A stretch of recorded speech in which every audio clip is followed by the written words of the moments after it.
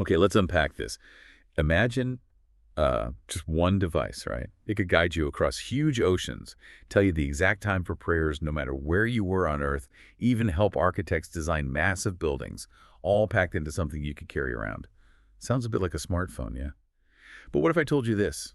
This world's first smartphone actually existed nearly 1,000 years ago.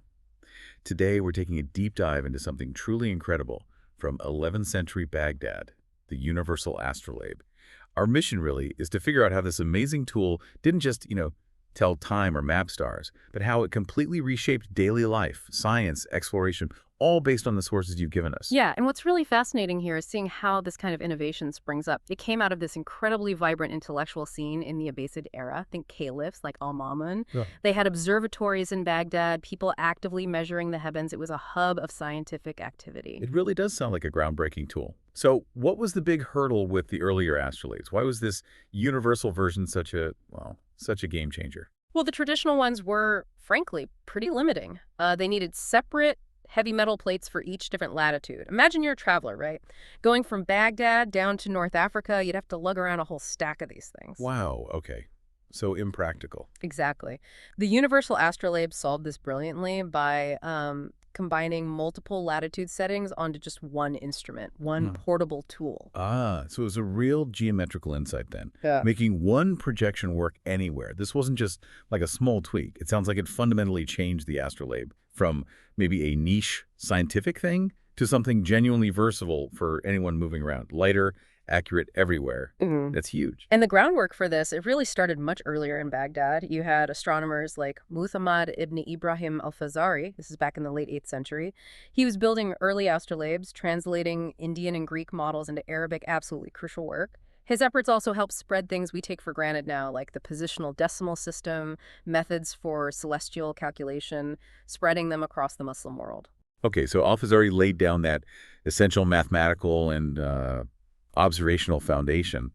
But the actual universal plate itself, the specific innovation that let one instrument work for all latitudes, where did that idea really emerge and, catch on? Right, that specific improvement seems to pop up around the 11th century. You see astrolabe makers like Al-Zarqali in Toledo introducing it, and then later it gets perfected in places like Aleppo. It really shows how scholarship worked then, collaborative, ideas moving and developing across different intellectual centers, not just stuck in one place. So beyond its, let's say, clever design for looking at stars, its real strength was how many things it could do. It wasn't just for mapping the sky, was it? Oh, absolutely not. It was truly multifunctional. I mean, it was a vital navigation tool for sailors, especially in the Indian Ocean. Architects and urban planners used it for surveying. And critically important, it was a religious guide, calculating accurate prayer times, finding the direction of Mecca, the qibla, which, is fundamental for Muslims praying anywhere in the world. And get this, Ulfer, writing back in the 10th century, apparently listed over 1,000 different uses for astrolabes in general. 1,000. That number is just staggering. Does that imply both really big applications and also more sort of everyday practical things? What kind of range are we talking about? It really speaks to how deeply embedded it became in society, So beyond the big stuff like astronomy and navigation, you could use it for basic math, figuring out distances, measuring the height of buildings or mountains, even things like casting horoscopes or just finding the time of day or night from the stars. It was like a pocket-sized analog computer for its time, really. And thinking about its reach, this wasn't just a phenomenon within the Islamic world. The sources you provided mentioned this really interesting example, a 14th century astrolabe found in Verona, Italy, and it had both Arabic and Hebrew inscriptions on it. What does something like that tell us about its connection to European science? That Verona astrolabe is such a perfect snapshot, isn't it? It shows exactly how medieval Europe largely learned about astrolabes through contact with Muslim scholars and their work, especially via places like Andalusia, Spain. That universal plate design, the one developed by Al-Zarqali in Toledo, it traveled directly into Christian Spain and Sicily. European scholars literally copied it. It just underlines that knowledge transfer wasn't a one-way street. And calling it the world's first smartphone because it did so much, I think that analogy really works for helping you, the listener, grasp its versatility and how it bridged cultures. What were the specific scientific leaps happening in Baghdad that even made building such a sophisticated device possible, especially the universal kind? The Abbasid astronomers were absolutely key. They weren't just theorizing, they built large-scale observatories. They made incredibly precise measurements, like charting solar arcs, and they created these detailed tables of star positions. They called them zijos. Think of them like comprehensive astronomical handbooks or almanacs. It was this combination of meticulous hands-on observation and really advanced geometry. Mastering spherical trigonometry was essential for projecting the spherical heavens onto a flat plate accurately in a way that worked everywhere, no matter your latitude.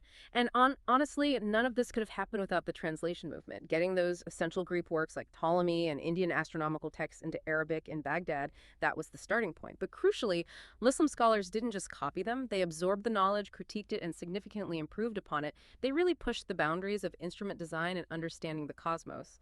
So pulling it all together, what's the big picture here? We've seen the universal astrolabe wasn't just some fancy scientific gadget. It genuinely made travel safer. It allowed for precise study of the universe. And it connected Muslims across the globe to their faith, helping them know exactly when and where to pray. That's pretty profound. Absolutely. And zooming out even further, this deep dive really shows how the astrolabe acted as a bridge.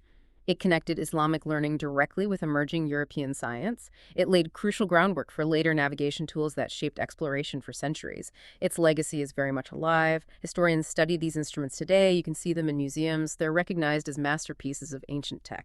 Yeah, so when people ask, what did Islam contribute to science? The universal astrolabe is such a clear, concrete answer. It was practical, elegant, and its impact was truly global. And maybe this leaves a question for you, our listener, to think about. Given the incredible ingenuity we've discussed and this amazing cross-cultural exchange that led to the universal astrolabe, what other historical innovations, maybe ones that are forgotten or overlooked today, do you think had a similarly huge, far-reaching impact on both daily life and connecting the world? Something to ponder.